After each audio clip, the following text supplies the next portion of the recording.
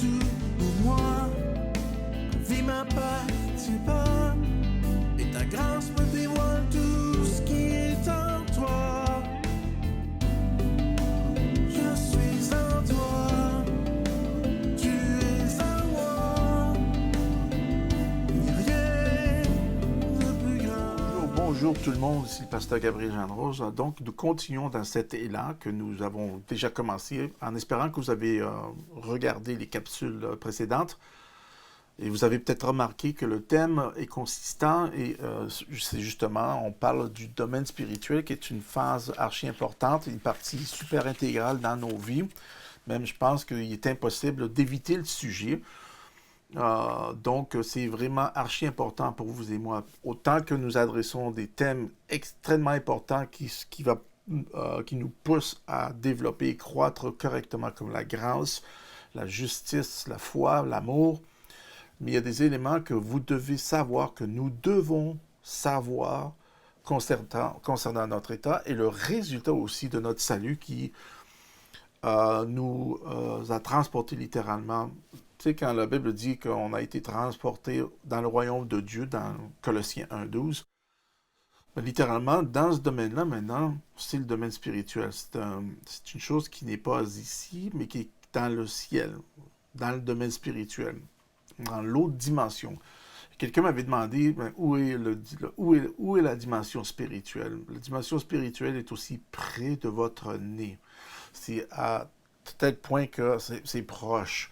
C'est juste l'autre domaine qu'on ne peut pas voir par nos yeux naturels. Donc, en prenant compte de tout cet aspect-là, c'est très important pour vous et moi de comprendre, surtout comme dans le livre de Galates, qui est mentionné cette partie ici. Je pense qu'on peut démarrer avec Galates, le 5e chapitre, si je ne me trompe pas, c'est Galates 5. Donc, c'est Galates, le 5e chapitre, et c'est une bonne place, comme je dis, de démarrer pour nous amener la réalité de cette perspective, ou la réalité de ce qu'on est esprit, comme j'ai mentionné à plusieurs reprises, 1 Thessaloniciens 5, 23, 1 Corinthiens 6, 17 et Hébreux 4, 12, qui confirment vraiment l'aspect, l'intensité, la profondeur, qui fait le repère et qui adhère à l'idée que la partie la plus profonde, la matière la plus profonde, l'élément le plus profond, surtout va être le domaine spirituel. En ayant dit ceci, maintenant, ça ouvre un panoplie de bénédictions, d'opportunités à voir et à comprendre ou à mieux comprendre tout ce que Paul nous enseigne et les autres, incluant Jésus lui-même, concernant cette partie spirituelle de notre vie qui est plus importante que celle que nous vivons ici dans le domaine naturel. Et c'est peut-être étrange pour vous si vous n'êtes pas habitué à entendre cette partie-là sur une base consistante, parce que l'attraction et ce qui nous tire sur une base régulière, et c'est ce qu'on retrouve dans le système séculier, à travers de toute plateforme médiatique qui continue à nous informer, qui nous continue à informer nos sens, tout ce qu'on apprend à travers de nos sens, donc tout ce qu'on voit, qu'on sent, qu'on entend, qu'on touche et qu'on goûte, à travers de tous ces 5 sens maintenant qui nous alimentent l'information de notre environnement, qui est l'environnement naturel. Tout ça maintenant est filtré à travers, maintenant, et processé à travers de notre âme pour nous en donner les bénéfices, les qualifications, l'information, la connaissance, et ainsi de suite. Et tout ça se fait à travers de notre âme sur une base régulière. Puis comme je dis, oui, c'est à chaque seconde que votre âme va sonder l'état de votre corps. Donc, puisque l'âme est en harmonie et unisson avec le corps, puisque le corps est le vaisseau par lequel maintenant nous permet de vivre et de ressentir cet environnement-là et d'avoir ces sensations-là. Fait que d'un côté, c'est bon, Et en même temps, on ne peut pas laisser ou se permettre de se faire dicter par justement ces sens seulement. Il y a d'autres choses qui doivent être appliquées. Donc, c'est important de voir que maintenant, votre vie, la mienne, en tant que chrétien, si vous avez accepté le Seigneur Jésus-Christ comme Sauveur et Seigneur, qu'il y a beaucoup plus maintenant que juste de vivre notre vie d'une façon naturelle en tant que simple humain. C'est peut-être encore, ça peut sonner étrange pour certains qui vont entendre ça, mais c'est une réalité puisque la Bible en parle là, et élabore sur ce sujet-là d'une façon énorme. Maintenant, juste pour vous le prouver, j'ai mis de côté ce dictionnaire. C'est un dictionnaire très standard, c'est un dictionnaire très classique qui est connu. Donc, c'est comme un dictionnaire lexique. Donc, ce n'est pas simplement juste un dictionnaire qui vous donne les définitions, mais ça vous donne les références, les repères, les définitions, les applications, l'historique. Fait que pour vous montrer que, juste pour le mot pneuma, dans cette recherche, dans ce contenu, dans ce volume-là, qui est le volume 6, dans ce volume-là, ça, c'est toutes les pages, peut-être je vais enlever ça, là. Ceci se retrouve à être toute la partie qui parle sur le mot pneuma. Pneuma. 121 pages d'informations sur pneuma. 121 pages. Puis comme vous pouvez voir, la police n'est pas grosse ici. 121 pages recto verso d'informations concernant le mot pneuma. Maintenant, imaginez-vous l'importance maintenant que porte l'idée du mot pneuma dans votre vie, dans la mienne, surtout en tant que chrétien né nouveau. Maintenant, on le sait parce que même dans le domaine séculier, où les personnes qui n'ont aucune alliance avec Dieu, qui ne connaissent pas Dieu, sont même attirées à ce phénomène-là, le domaine spirituel, que ce soit par des fantômes ou des martiens, quels qu'ils soient.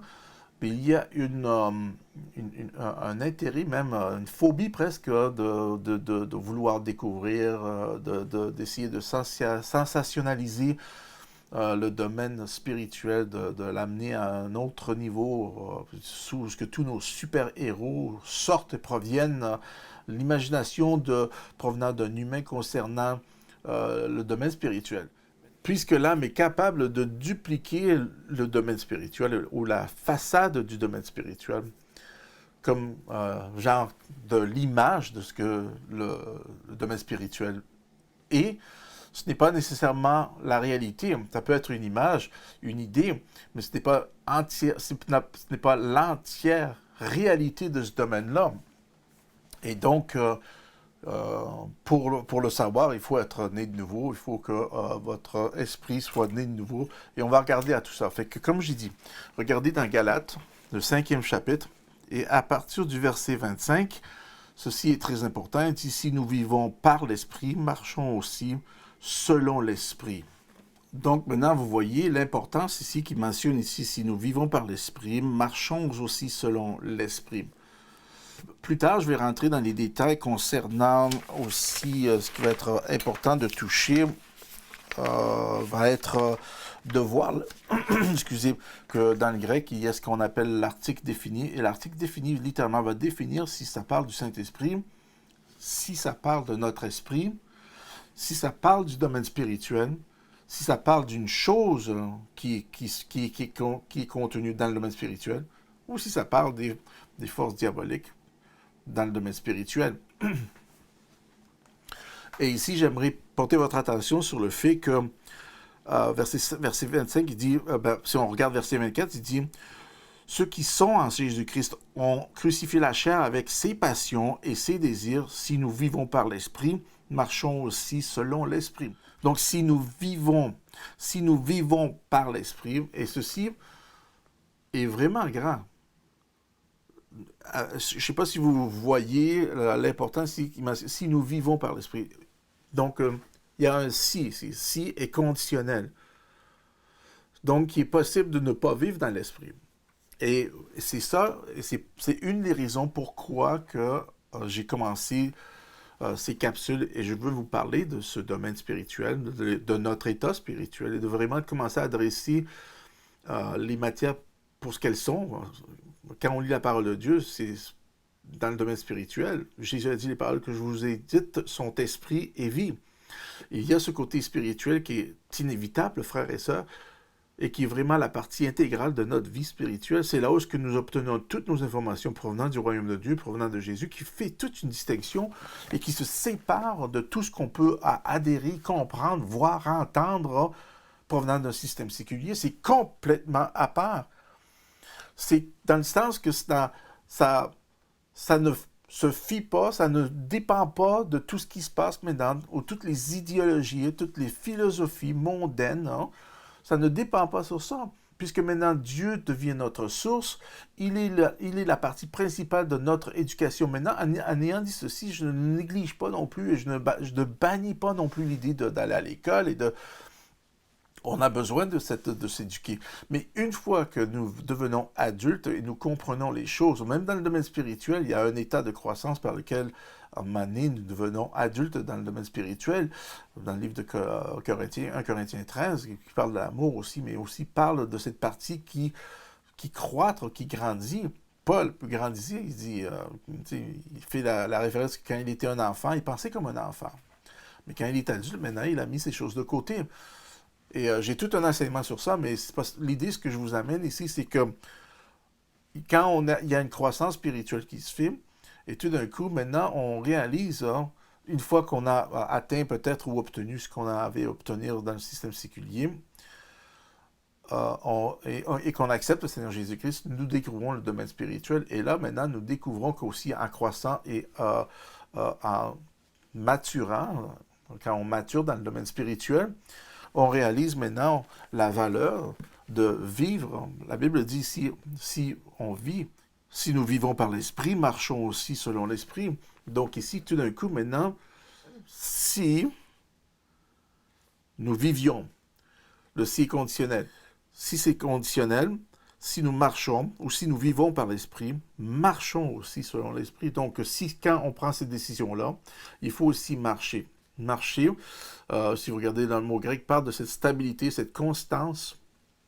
Et ce n'est pas juste une chose qu'on va et qu'on vient et qu'on arrête. Non, quand la décision se prend, puis c'est pas, vous ne devenez pas esprit quand vous prenez la décision, c'est qu'on est esprit. Mais la décision se prend de se conscientiser du fait spirituel. Donc c'est de ce bord, de ce domaine-là, c'est du côté du domaine naturel qu'on doit y prendre conscience et de vivre selon l'esprit, selon le domaine spirituel.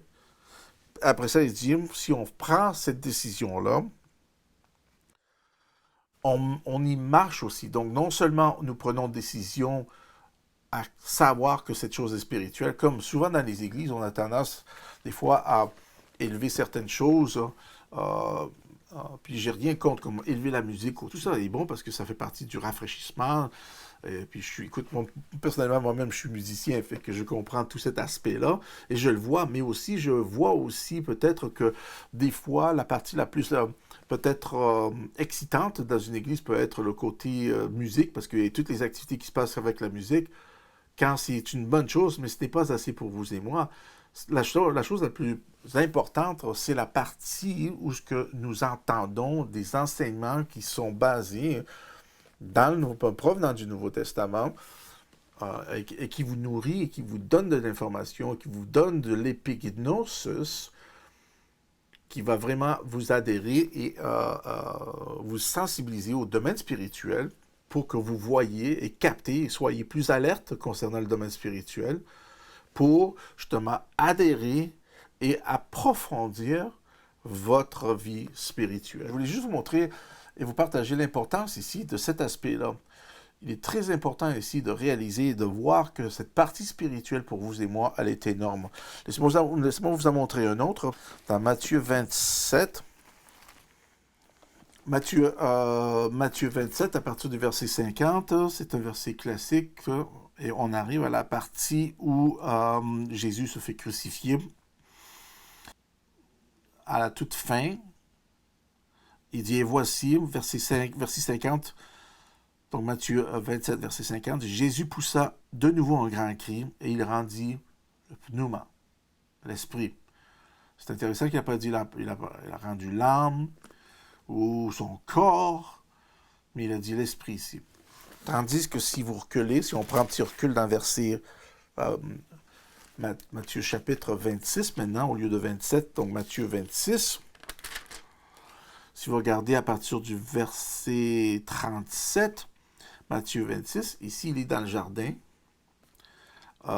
puis on parle de l'agonie de Jésus ici, dans le jardin, mais regardez bien ça, à partir du verset 37 pour nous sauver du temps. Il prit avec lui Pierre et les deux fils de Zébédée et commença à éprouver de la tristesse et des angoisses.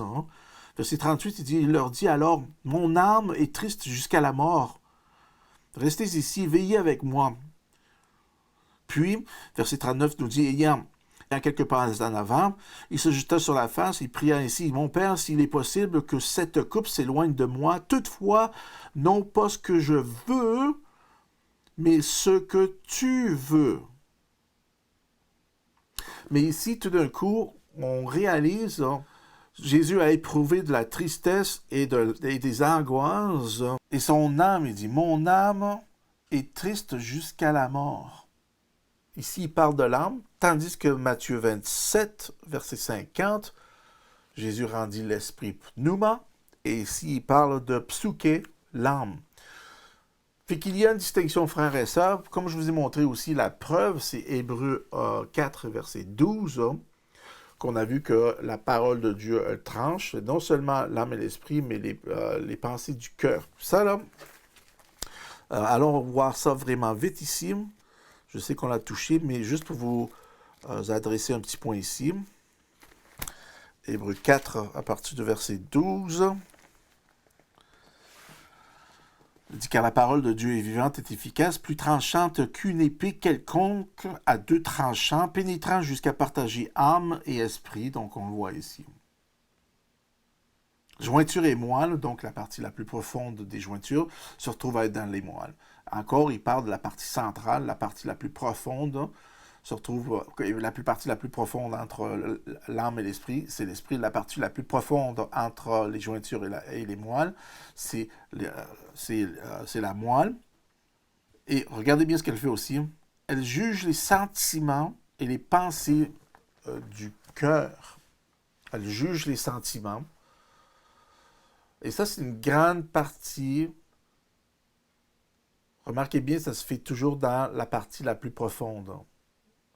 La parole de Dieu, elle vient, elle sépare ce qui est de l'âme et de l'esprit. Une fois que vous faites le repère, ou vous vous repérez que c'est spirituel, donc vous allez voir qu'elle va vous bénéficier dans tout cet aspect du domaine spirituel, puisque la parole dans ce domaine spirituel, elle est claire.